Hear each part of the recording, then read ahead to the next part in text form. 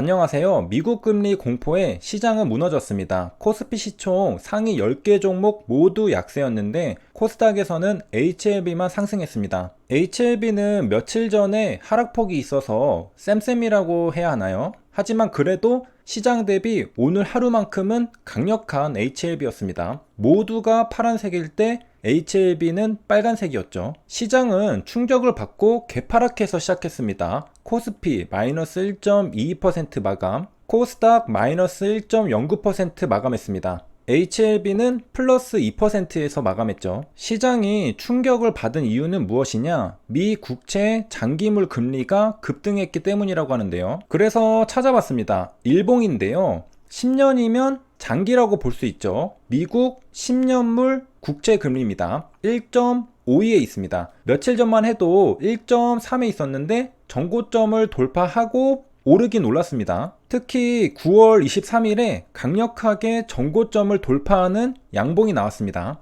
그런데 일주일치로 보면 어떨까? 더 높았던 시기도 있습니다. 올해 3월과 4월에는 1.7까지 갔었죠. 그러니까 미국 10년물 국채 금리가 1.5까지 상승했다고 우려하는 건 조금 오버하는 게 아닌가 생각이 들죠. 왜냐하면 몇 달 전에는 더 높았던 시기도 있었으니까 말이죠. 만약 올해 3월과 4월 전고점을 돌파하면서 국채금리가 급등하면 그건 위험하다고 여겨질만 하겠습니다. 주식은 명분이라고 하나요? 글로벌 세력이 시장 지수를 끌어내리고 싶으면 금리가 조금 반등할 때 이걸 명분 삼아서 끌어내리는 게 아닌가 싶네요. 아니면 시장 하락의 다른 이유를 찾기 힘들 때 미 국채 때문이 아닌가 갖다 붙이는 걸 수도 있고요. 그리고 기간을 늘려서 월봉으로 보면 금리는 이렇게 낮은 상태입니다. 최근에 반등하는 추세죠. 2018년도가 가장 높았습니다. 3%로 저기서부터 금리는 계속해서 내려오기 시작했습니다. 아마도 글로벌 시장은 미 국채 금리가 한번 상승한 뒤 조정을 거치고 다시 반등하는 추세가 나오는 듯 하니까 굉장히 우려했던 것으로 보입니다.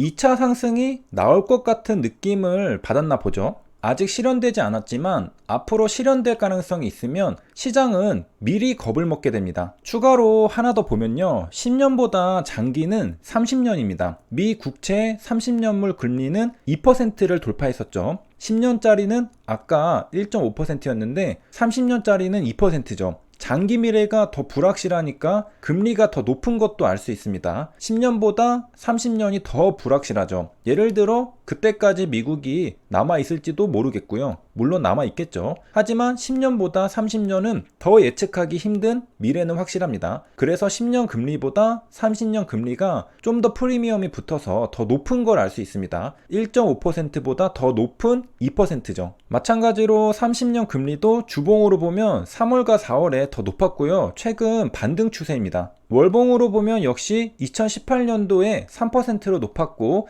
계속해서 하락하다가 최근에 반등 추세죠. 우리가 여태 차트로 살펴본 미 국채 금리의 이야기가 여기 뉴스 기사에 나오는 내용입니다. 미 국채 10년물 금리는 1.56%대까지 치솟았고 미 국채 30년물 금리는 2.1%대까지 치솟았습니다. 그리고 원달러 환율도 함께 상승하면서 1183원을 찍고 있습니다. 주봉으로 보면 이렇고요. 계속해서 내려오다가 최근 상승 추세를 타고 있죠. 월봉으로 보면 이렇게 박스권 안에서 상승과 하락을 보입니다. 아마 이날 1280원을 돌파하던 날이 기억나시는 분이 계실지도 모르겠네요. 미 국채 금리도 급등하고 환율도 오르니까 뉴스 기사 제목은 이렇게 나옵니다. 위험 회피 강화. 물론 미 국채, 환율, 글로벌 증시가 아무 일도 없는데 혼자 발작한 건 아닙니다. 이유가 있습니다. 제롬 파월 미국 연준 의장이 인플레이션이 예상보다 오래 갈 가능성이 있다고 인정했습니다. 주가는 혼자 움직이지 않습니다. 투자자들이 어떤 정보를 받았을 때 머릿속에서 어떤 연산이 이루어지고 주식을 팔아야겠다, 채권을 팔아야겠다, 달러를 확보해야 되겠다, 이런 판단이 일어나면서 주가는 움직입니다. 투자자들이 잠깐 놀랐다가 다시 진정하고 제자리로 돌아갈 때도 있고요. 생각보다 문제가 심각하면 대세 하락기가 오기도 하고요. 그건 지나봐야 아는 겁니다. 그리고 얼마 전에 이슈가 있었던 헝다그룹도 잊을만 하면 시장 불안의 원인으로 지목되고 있습니다. 부채가 350조 원대라고 합니다. 과연 이자 지급을 제대로 할 수 있을지 귀추가 주목되는 기업이죠.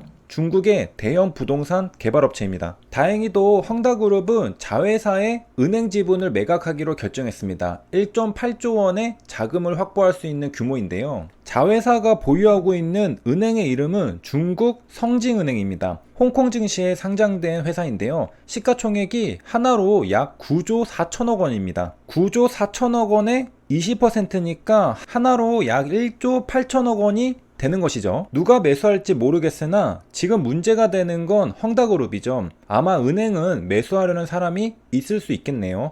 그런데 급하게 팔아야 해서 제값 받고 팔 수 있을지 모르겠습니다. 아마 할인해서 실제로 확보할 수 있는 자금은 1.8조 원보다 더 작을 걸로 예상됩니다. 그래도 1조 8천억 원대는 굉장히 큰 자금이죠. 앞으로 예정되어 있는 채권 이자 지급과 같은 유동성 위기를 극복하기에는 충분한 자금으로 보입니다. 설마 그래서 코스피와 코스닥이 밑꼬리 달고 장 후반에 반등한 건 아니겠죠? 일단 이 뉴스 기사대로만 헝다그룹의 은행 지분 매각이 순조롭게 진행된다면 급한 불은 끌 수 있어 보입니다. 뉴스 기사는 아침 9시 37분에 나왔습니다. 시장 지수는 아침 10시까지 조금 반등하는 듯 하더니 이내 줄줄줄 흘렀습니다. 오후 12시 53분 점심쯤에 좀 더 자세한 뉴스 기사가 나왔는데요. 성징은행 지분을 누구에게 팔지도 정해졌습니다. 바로 국영기업에게 매각한다고 합니다. 이거 중국 정부가 헝다그룹을 때리고 유동성 위기를 촉발한 뒤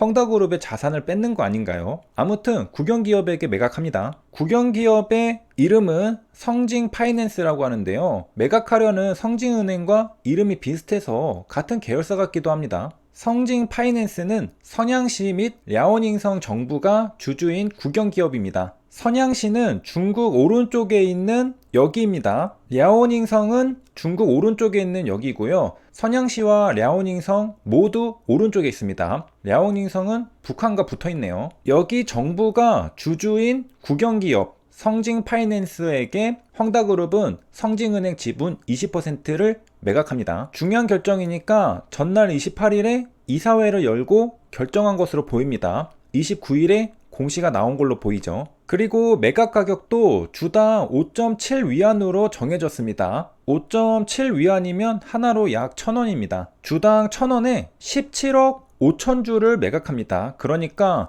1조 8천억 원의 유동성을 확보하는 건 기정사실이 되었습니다. 매각 후 헝다그룹이 가진 성징은행 지분은 34.5%에서 14.57%로 줄어든다고 하네요. 그러니까 헝다그룹은 아직 들고 있는 성징은행 지분이 더 있네요. 여차하면 팔 수도 있겠죠.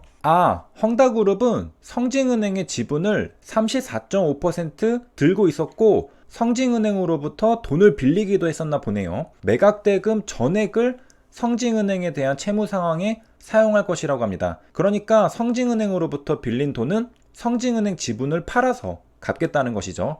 아마 부동산 개발 기업인 헝다그룹은 성징은행의 대주주가 되면서 자금을 더욱 잘 융통할 수 있었던 것으로 보입니다. 하지만 이제는 중국 정부의 규제로 쉽지 않게 되어버렸고 성징은행을 토해내게 되었습니다. 이렇게 해서 이번 시간에는 미국 장기국채 금리가 상승하고 환율이 상승하고 글로벌 증시가 하락하는 가운데 혼자 빨간색이었던 HLB를 살펴보았고요. 헝다그룹의 유동성 위기가 어떻게 진행되고 있는지도 살펴보았습니다. 2021년 9월 28일 헝다그룹은 이사회를 열었습니다. 2021년 9월 29일 헝다그룹은 자회사 성징은행 지분 19.94%를 국영기업 성징파이낸스에 매각하기로 했습니다. 여기까지 시청해주셔서 감사합니다.